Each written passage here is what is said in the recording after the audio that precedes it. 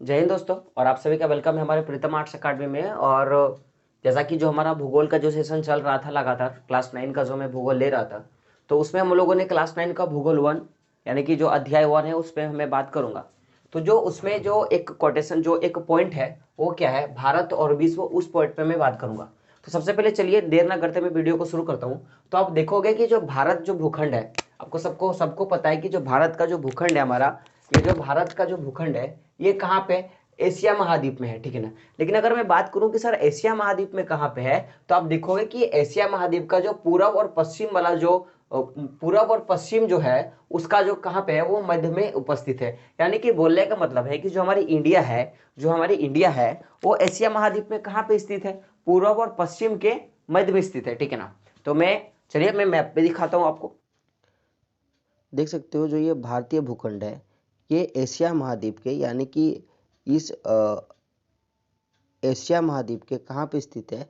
तो पूरब और पश्चिम पे स्थित है। कहाँ पे स्थित है?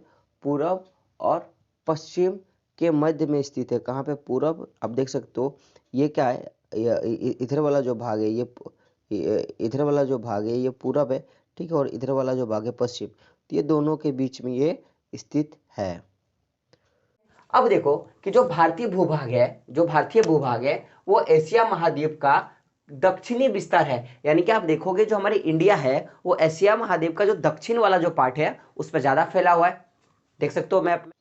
आप देख सकते हो कि जो इंडिया का जो भाग है, ये जो इंडिया का भाग है ये दक्षिण की साइड है ना, इधर इधर ये विस्तृत रूप से फैला हुआ है। तो अभी तक हम लोगों ने क्या पढ़ा कि जो भारतीय भूखंड है वो एशिया महाद्वीप के पूरब और पश्चिम में उपस्थित है। साथ साथ में हम लोगों ने पढ़ा कि जो भारतीय भूभाग है वो एशिया महाद्वीप का दक्षिण का जो विस्तार है वो सबसे ज्यादा है, ठीक है। अब देखो सबसे बड़ा जो यहाँ पे लॉजिक हो जाता है, जो सबसे बड़ा जो माइनर क्वेश्चन हम लोग के पास होता है कि जो हिंद महासागर है भाई, ठीक है ना, हिंद महासागर है। तो आप देखोगे कि हिंद महासागर जो कि पश्चिम में क्या करता है, पश्चिम में यूरोपीय देशों को और पूर्वीय एशियाई देशों को क्या करता है, मिलाता है। यानी कि हिंद महासागर जो है, जो हमारी हिंद महासागर है, आप देख सकते हो। आप देख सकते हो ये वाला जो ओशियन आपको देखने को मिल रहा है, यानी कि ये वाला जो आपको समुद्र देखने को मिल रहा है, ये क्या है? ये आपको हिंद महासागर है। क्या है? हिंद महासागर है। अब अगर ये हिंद महासागर है तो हिंद महासागर होने के साथ ये क्या करता है, ये जो पश्चिमी यूरोपीय देश आपको देखने को जो मिल रहा है, ठीक है। ये वाला जो आप क्वेश्चन देख रहे हो, ये वाला जो पश्चिमी यूरोपीय आपको देश देखने को मिल रहा है, साथ में आप देखोगे आप और आपको जो जो आपको पूर्वी जो एशिया का देश जो देखने को मिल रहा है, आप देख सकते हो ये जो है, ये एशिया का जो पूर्वी देश आपको देखने को मिल रहा है। इससे क्या होता है कि ये जो हिंद महासागर है, ये जो आप देख सकते हो, ये जो हिंद महासागर है, ये इन इन वाले देशों को और इन वाले देशों को क्या करता है, ये मिलाने का काम करता है। ठीक है। तो जो हमारी हिंद महासागर है वो क्या करती है, हिंद महासागर क्या करती है कि पश्चिम में यूरोपीय देशों को और पूरब में एशियाई देशों को मिलाती है। और ये जब इन सारे देशों को मिला लेती है तो कहीं ना कहीं भारत को एक प्रॉफिट पहुंच जाता है। क्या प्रॉफिट पहुंचाता है, सोचने वाली बात है। तो वो क्या होता है कि भारत जो होता है वो हिंद महासागर के केंद्र में हो जाता है। कहां पे हो जाता है? केंद्र में हो जाता है। जिसके कारण क्या होता है कि भारत को हिंद महासागर में केंद्र स्थिति प्रदान हो जाता है। आप देखो भाई, किसी चीज के अगर कोई भी एक चीज है, आप अगर उसके आप केंद्र में हो जाते हो तो सबसे माइनर वाली बात क्या होता है कि सबसे ज्यादा प्रॉफिट आपको होगा। मान लिया जाए एक यहां से रास्ता गया, एक इधर से रास्ता है, एक इधर से रास्ता है, एक इधर से रास्ता है। तो आप अगर इसके बीच वाले जगह पे अगर आपका घर है तो जाहिर सी बात है कि आपको बहुत तरह का प्रॉफिट होगा। आप इधर भी दुकान खोल दो, इधर भी दुकान खोल दो, इधर भी दुकान खोल दो, इधर भी दुकान खोल दो, तो कहीं ना कहीं जब चारों तरफ से आपको उसका प्रॉफिट मिलेगा कि नहीं भाई? प्रॉफिट तो मिलेगा। तो उसी तरह जब हमारी इंडिया है उसकी अगर केंद्र स्थिति प्रदान हो गई तो फिर क्या होगा, इससे बहुत तरह का फायदा हम लोग को मिलता है। अब भाई ये फायदा तो मिल गया, तो फायदा क्या क्या मिलता है हम लोग इधर देख लेंगे, लेकिन अभी इस पे चलते हैं। तो आप देखोगे कि जो जब भी इसको केंद्र स्थिति मिला तो ये जो पश्चिमी एशिया जो है, देखो मैं क्या बोल रहा हूं, ये जो पश्चिमी एशिया है, अफ्रीका है, यूरोप का जो देश है, और उनके जो साथ साथ का जो पूर्वी एशिया का जो देश है, वो क्या करता है कि जो भारत का जो पूर्वीय तट है, कौन सा तट? पूर्वीय तट है। कि पूर्वीय तट के क्या करता है, वो सबसे निकटतम संबंध बनाता है। समझने वाली बात है, मैप पे देख सकते हो। आप देख सकते हो कि जो हमारी इंडिया है, ठीक है ना, हमारी जो इंडिया है और बाकी जो आप देश देख सकते हो, जैसे कि आप देखोगे कि जो पश्चिमी एशिया हो गया, यानी कि इस ये वाला जो रीजन हो गया पश्चिमी एशिया का, ठीक है। उसके बाद आप देखोगे जो आपका जो यूरोप का देश हो गया, जो ये यूरोप का देश हो गया। साथ पे आप देखोगे कि जो हमारी पूर्वी एशिया हो गई, यानी कि जो ये पूर्वी एशिया हो गई, इन से अ, हो गई, इन सभी के साथ जो हमारा ये वाला जो मैदान है, जो हमारा जो सीमा जो है, हमारी जो तटीय सीमा है, यह क्या करता है, इन सभी देशों के साथ, यानी कि इस वाले रीजन के साथ, इस वाले रीजन के साथ और इस वाले रीजन यानी कि अफ्रीका के साथ क्या करता है, ये तटीय सीमा जो है ये सबसे निकट है बाकी सभी देशों के साथ, ठीक है। तो यानी कि मैं बोल सकता हूँ कि जो जो व्यक्ति है, आप पूरब की जो एशिया के लोग इधर से आ सकते हैं, इधर का लोग इधर से आ सकते हैं, अफ्रीका के लोग इधर आ सकते हैं। तो इनसे क्या होता है कि इनका जो डिस्टेंस है, ये इनकी जो दूरी है वो सामने पड़ती है, ठीक है। देखो, पश्चिमी एशिया, अफ्रीका और यूरोप के जो देश है वो क्या करते हैं, जो पूर्वी एशिया के जो देश है वो क्या करते हैं, वो ऐसे जगह स्थित है कि वो क्या करते हैं, जो भारत का जो पूर्वी घाटी है, जो पूर्वीय तट है, जो पूर्वी सीमा है, जो पूर्वी समुद्र सीमा है, उसके साथ क्या करता है, सबसे निकटतम संबंध बनाता है। यानी कि सबसे क्या होता है, वो सामने होता है। तो जब सामने होगा तो फायदा भी बहुत ज्यादा होगा। अब सोचने वाली बात है कि आपका मान लिया जाए कि यहाँ पे घर है, ठीक है, ये आपका हाउस है। अब आपका मार्केट एगो यहाँ पे है और एक मार्केट यहाँ पे है। अब बताओ, आपको अगर राशनिंग लाना है, अगर आपको अपना सामान लाना है, तो आप कहाँ जाओगे मार्केटिंग करने के लिए? आप यहां तो नहीं जाओगे, नहीं, ज्यादा डिस्टेंस का है। आप क्या करोगे, सबसे सामने वाले पे जाओगे। क्यों? क्योंकि यह सामने होता है। तो जो बनावट है हमारे इंडिया की हिंद महासागर में, उससे क्या होता है कि जो आप देखोगे कि जो पश्चिमी एशिया का जो जितना भी देश हो गया, या फिर अफ्रीका हो गया, या यूरोप के साथ का जो देश है, और जो पूर्वी एशिया का जितना भी देश है, उनके साथ क्या होता है, जो हमारी पूर्वी घाटी है, जो हमारी जो पूर्वी तट है, उसके साथ क्या करता है, ये निकटतम संबंध बनाता है। जिससे क्या होता है, इंडिया के साथ इन सभी देशों का जो ट्रेडिंग होता है, वो व्यापार जो होता है, वो अच्छे तरह से ज्यादा मात्रा में होता है। यहां तक आपको समझ में आ गई? अब देखो, सबसे बड़ी चीज होती है कि जो हिंद महासागर में क्या है कि देखो, ये जितने भी चीज मेरे को मिली, ये जो ये एशिया के पूर्व पश्चिम में के मध्य में स्थित है, साथ में ये जो एशिया महाद्वीप है उसके दक्षिणी विस्तार पे ज्यादा फैला हुआ है। और ये जो आप देखोगे, इन सभी देशों के साथ जो सबसे निकट वाला जो स्थिति इसको मिलता है इंडिया को, उसके कारण क्या होता है कि जो सबसे बड़ी जो हमारे पास फायदा होता है कि जैसा इंडिया का जो तटरेखा है हिंद महासागर में, इंडिया का जो तटरेखा है, देख सकते हो आप मैप में।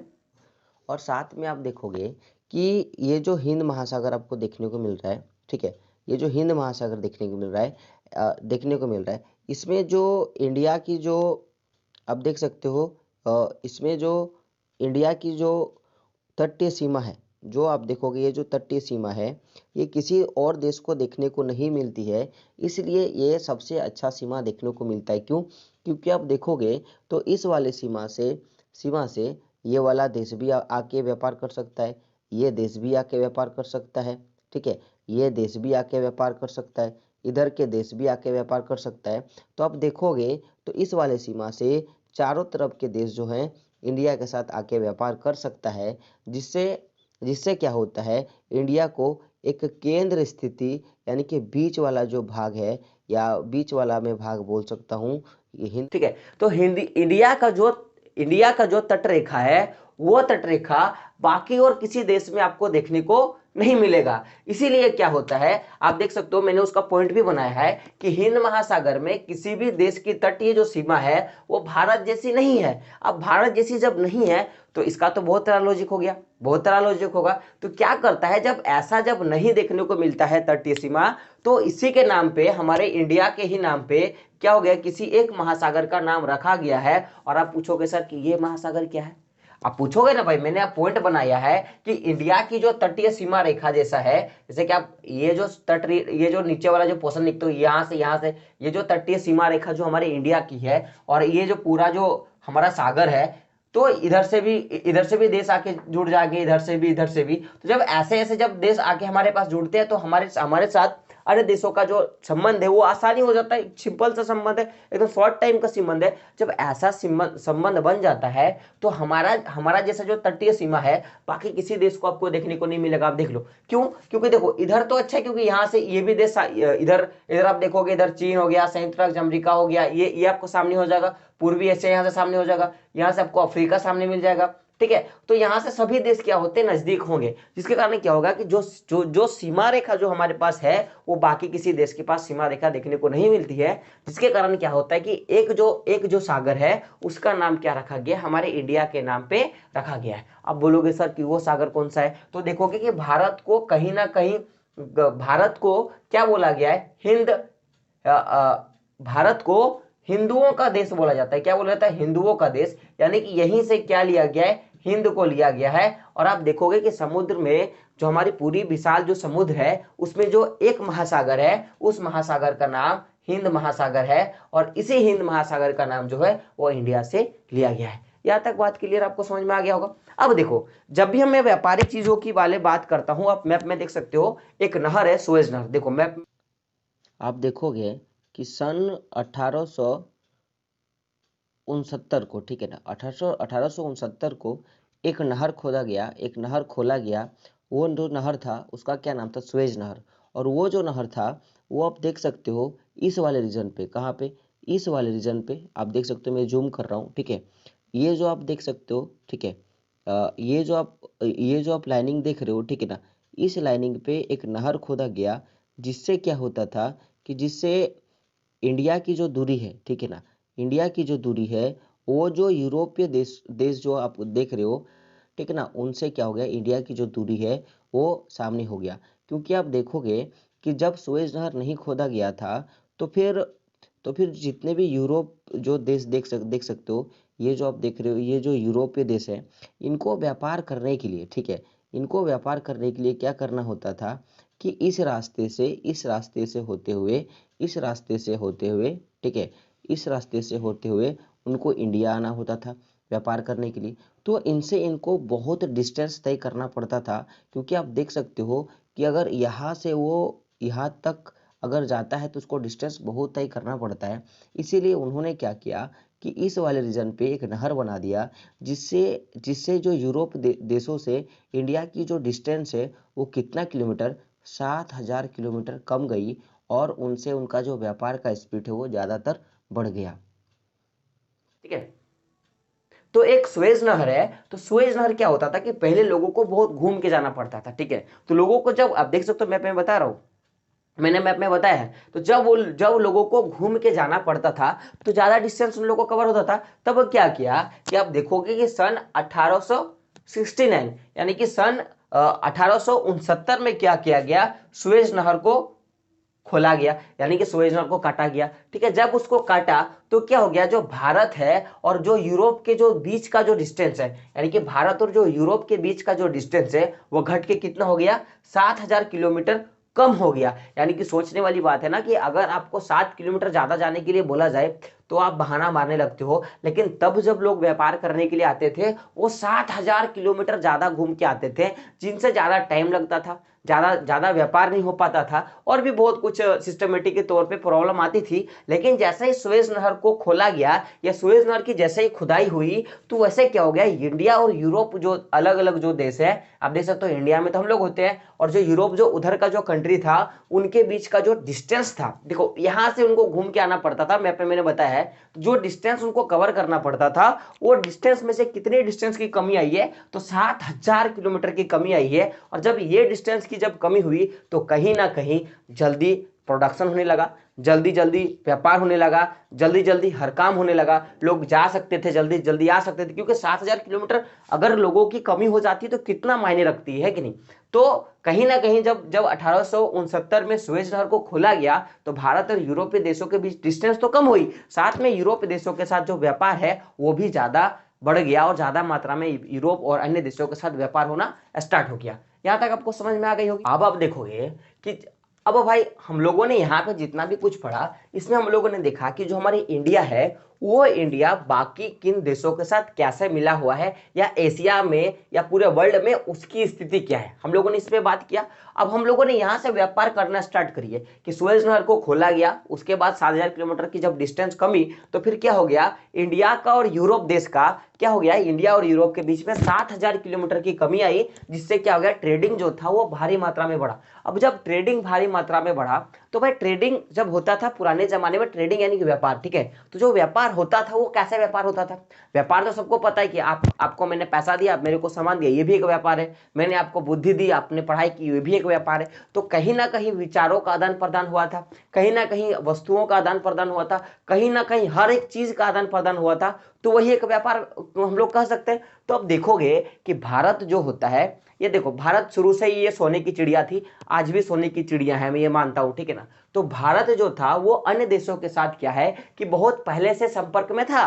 कि आप देखोगे कि भारत का विश्व के जो अलग अलग देश है उसके साथ कैसा आपको संबंध देखने को मिलेगा, तो आप देखोगे कि यहाँ पे युगों पुराना संबंध देखने को मिलेगा, यानी कि लाखों हजारों वर्ष पहले भी आपको यहाँ पे लोगों के बीच में जो ट्रेडिंग होता था, जो आपसी व्यापार होता था, वो आपको देखने को मिलेगा। कब, युगों पुराना है सर, ठीक है ना, बहुत पुराना है, युगों पुराना, यानी कि ये नहीं कि आप और आपके बेटे के बेटे, ऐसा नहीं, कितने हजारों साल लाखों साल पुराने साल। आपने सुना होगा ना द्वापर कली, जो द्वापर युग था वहां पे भी, या फिर आगे की भी जो भी थी, है ना। आप देखोगे ना कि श्रीलंका से जो राम भगवान है वो पुष्पर विमान में आए थे, तो कहीं ना कहीं वहां पे भी ट्रेडिंग चला था, ठीक है ना। तो आना जाने का ही मतलब वहां पे आना जाना हुआ था।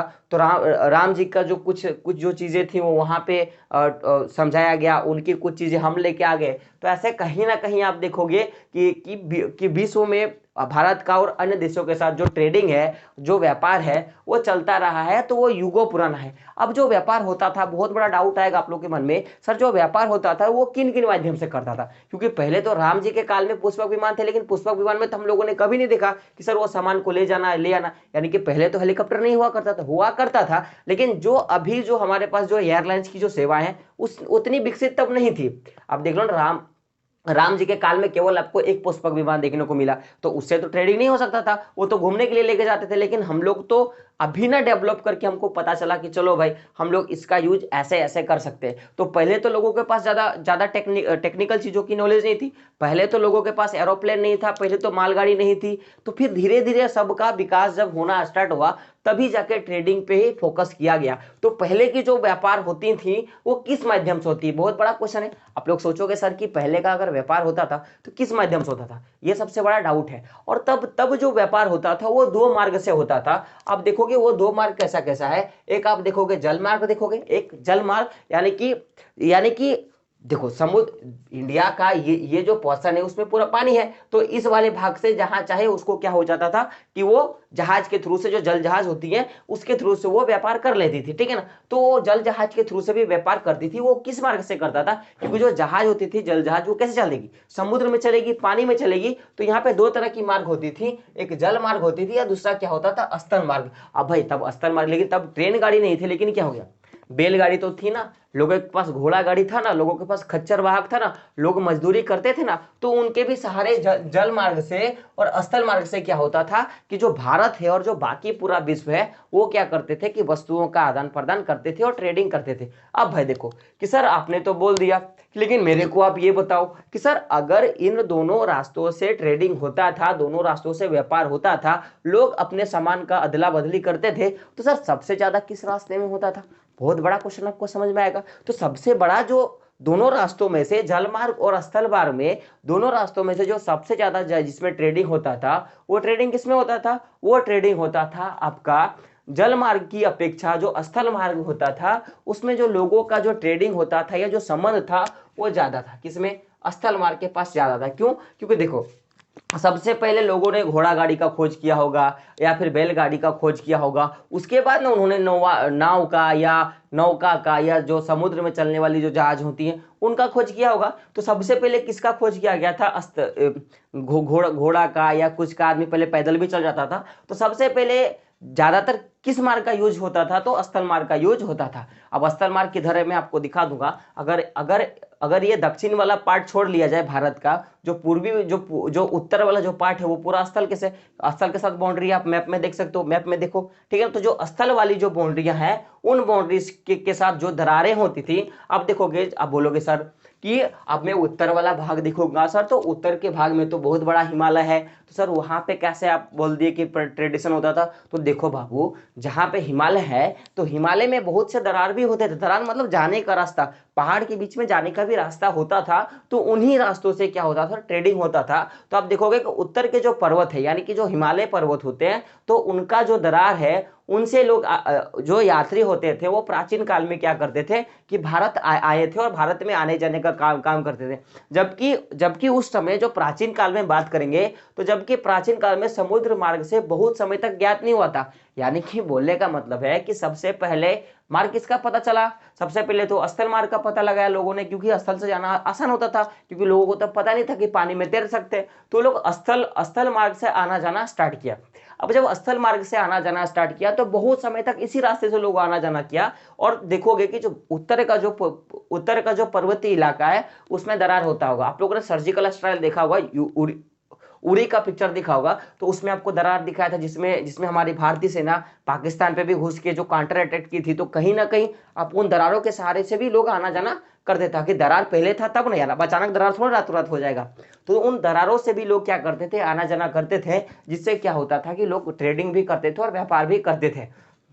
उस समय क्या था कि जो समुद्री मार्ग था उसका पता नहीं था, तो लोग समुद्री मार्ग से आना जाना नहीं करते थे। लेकिन आप देखोगे कि इन मार्ग, अब देखो भाई, जो मार्ग है वो तो प्राचीन काल से हमको पता चला है। तो जो आप देखोगे कि जो जो ये जो मार्ग आपको देखने को मिलता है, जो भी आपको मार्ग देखने को मिलता है, उसमें प्राचीन समय से ही क्या हो सकता था कि वस्तुओं का, सेवाओं का और बहुत सारी चीजों का, जो भी चीजों का हम लोग ले सकते हैं या दे सकते हैं, उनका आदान प्रदान होता आया है। अब सर देखो, आप बोलोगे सर कि विचार का कैसे, अब बताओ। आज इंडिया में अब देखोगे कि जो जो चाइनीज फूड होते हैं, जैसे चाउमीन हो गया, बर्गर हो गया, पिज्जा हो गया, तो ये सब लोग ज्यादा खाते हैं। क्यों खाते हैं? तो सर ये तो सबसे पहले किसी एक विशेष देश का तो वो खाना था, लेकिन आज हम लोग खाते हैं, तो कहीं ना कहीं वो ट्रेडिशन हम लोग के पास चला है। आज देखो, आप देखोगे कि उस समय भी लोग जो होते थे वो दूसरे देश जाते थे, ठीक है ना।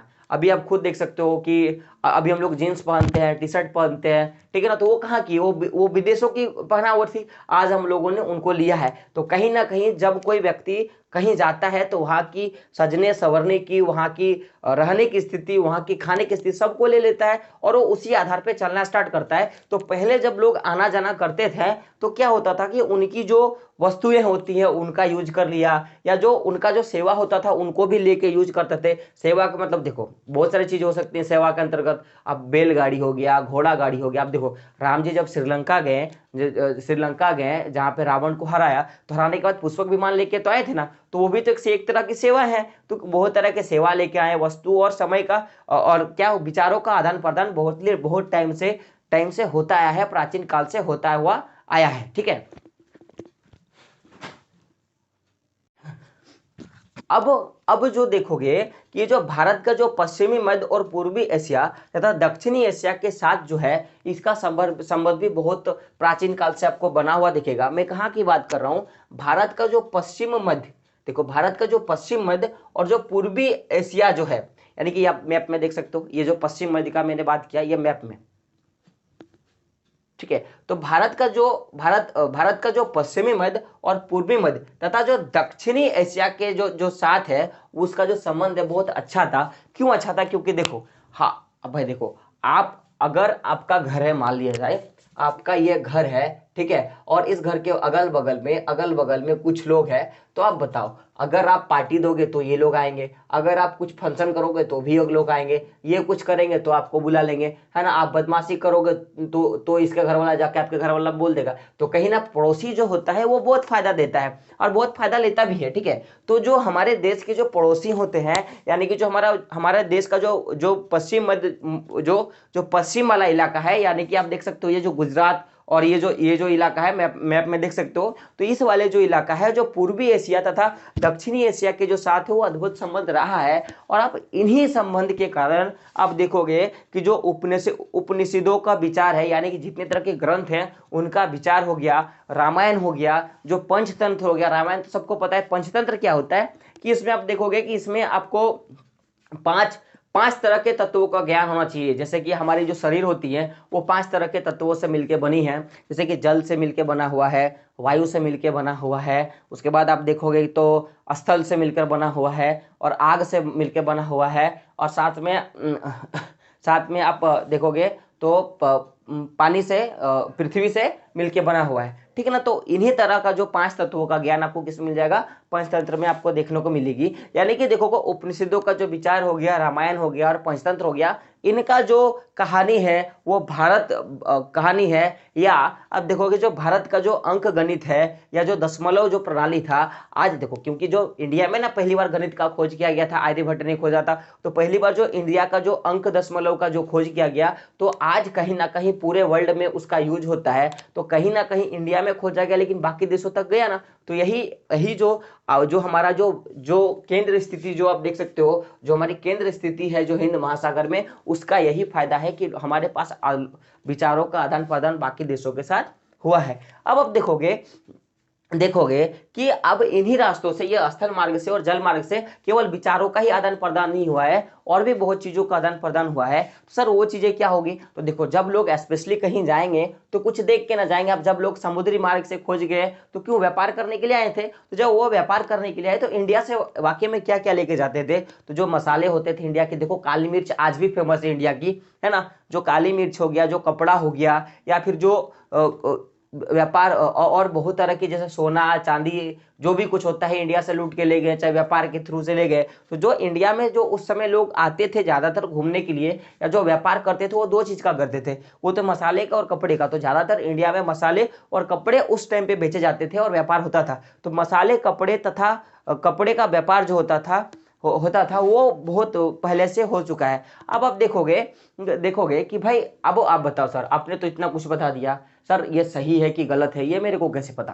क्वेश्चन तो आपके मन में आया होगा ना कि सर आपने इतना कुछ बता दिया कि सर ये सब हुआ है, तो सर मान लिया कि हम लोगों ने वहां तक बात को पहुंचा दिया। अब सर आप मेरे को बताओ कि मैं विश्वास कैसे करूं आपके बात पे। सर मेरे बात पे विश्वास करने का आपके पास एक बहुत, ऐसा कोई नहीं कि सर विश्वास कैसे करूं, आपने बोल दिया, बोलने पे मत जाओ बच्चों, समझो मेरी बातें।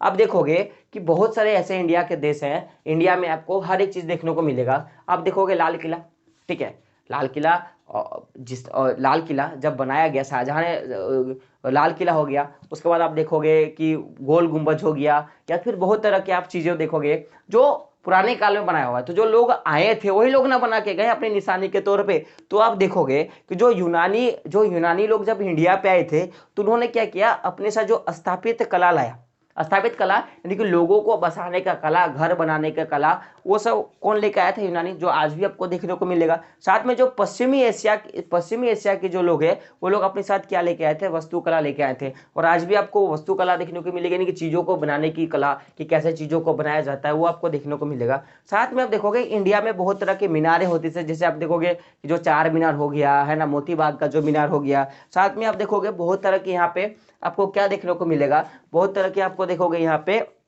गुंबद देखने को मिलेगा, यानी कि बहुत तरह का पिलर भी आपको इंडिया में देखने को मिलेगा। तो वो क्या है, किसी देश की थी, वो आज हमारे देश में देखने को मिला है। तो कहीं ना कहीं ये इन सारी चीजों से हमको पता चलता है कि आज भी जो ट्रेडिशन का जो माहौल था वो पुराने जमाने से चलता आया है और व्यापार पुराने जमाने से होता आया है।